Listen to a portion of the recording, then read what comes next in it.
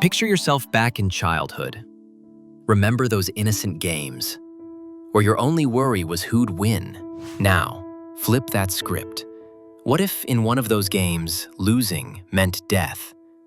That's the gut-punch premise of Netflix's Korean sensation Squid Game, a series that didn't just dominate streaming, it ignited a cultural wildfire. With over 1.6 billion hours watched, it wasn't just a hit, it was a seismic shockwave that rocked every corner of the planet.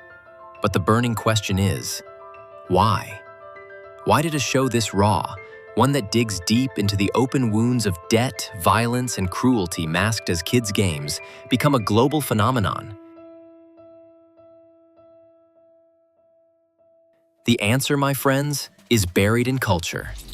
Today, we're going beyond the surface. We'll crack how Squid Game holds up a brutal, painful mirror to the anxieties and fractures of modern society, especially in the US, and why, once you start this game, you can't look away.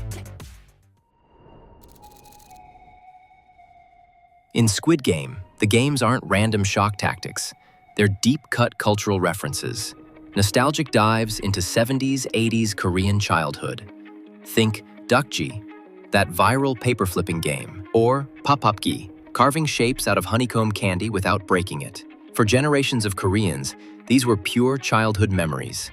But here's the dark twist. For many, these games weren't just fun, they were symbols of escape. A temporary relief in post-war Korea, crushed by poverty and screaming inequality. A time of rebuilding, yes, but also deep pain. How does this translate to Americans? Picture 1980s New York streets, economic recession, crack epidemics, despair eating whole communities alive. Or think pop culture hits like The Wire, forcing us to confront systems that grind down the vulnerable, trapping them in cycles of poverty. Squid Game is genius because it weaponizes these collective memories, whether Korea's hardscrabble nostalgia or America's crisis-era anguish, into a universal gut punch. The result? History-making impact. 142 million households watched in 4 weeks. Yes, you heard that right. A record-shattering quake. Here's Squid Game's sharpest cultural insight. At its core, this isn't just about Korea. It's a brutal mirror reflecting toxic runaway capitalism worldwide. Take the characters, buried under crushing, hopeless debt. Sound familiar? For 45% of Americans drowning in student loans. Yes. And the VIPs? Those sadistic billionaires treating human agony as entertainment? They're the global elite personified. Ring any bells? Think Epstein Island's depravity or billionaires' space race while millions starve on Earth. Squid Game shreds the American dream's deadliest lie, that hard work guarantees wealth. In a US where the top 1% hoards 32% of all wealth, that's not fiction. It's a stomach-kick reminder. The game is rigged, and meritocracy is a con. That's why it resonates. What scene made you think, this is too real?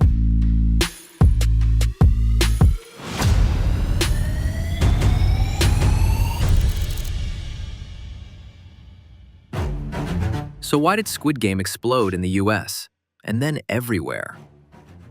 Netflix nailed an Instagrammable aesthetic. Hypnotic pastel colors clashing with graphic violence created eyeball glue. You couldn't look away. The guards' masks? They leaped off screen into real-world protest symbols, like V for Vendetta's Guy Fawkes mask. A silent scream against the system. The games? Genius in their simplicity. Red light, green light, or tug of war need no translation. Like Bird Box, the terror of childhood games turned deadly is universal. For America, timing was perfect. Korean culture was already blazing hot. Parasite's Oscar sweep, BTS mania. Squid Game landed in a post-pandemic world of economic dread and collective anxiety, striking a nerve with an exhausted nation. And the virality? It was monetized. Amazon sold 40,000 Squid Game masks in 1 week. This wasn't just a show, it was a cultural fever. But Squid Game's masterstroke? Forcing us to face an ugly truth. We're all playing this desperate game. Look at the US. Reality TV like Survivor glorifies backstabbing and elimination for cash. Sound familiar? We're addicted to watching people pushed to their limits for financial survival. Daily life? How many of us feel trapped in toxic jobs, drained by a system that grinds us down? Quiet quitting, doing the bare minimum to survive work, didn't come from nowhere. It's a symptom. Squid Game jabs us. How far would you go for $38 million? This show isn't just about individual despair, it's about our collective complicity. Who's the real villain? The players risking everything? Or us, cozy on our couches, glued to every agony? The takeaway? Squid Game is more than entertainment. It's a cultural manifesto, forcing us to confront inequality, survival ethics, and hope in a cutthroat world. Its US mega success proves one thing: origin doesn't matter. If a story speaks raw, universal truth about the human condition, the world will listen.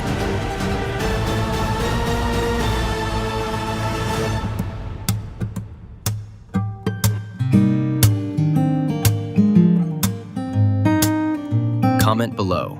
Share this with every series junkie you know. Subscribe for more deep dives into the culture shaping us.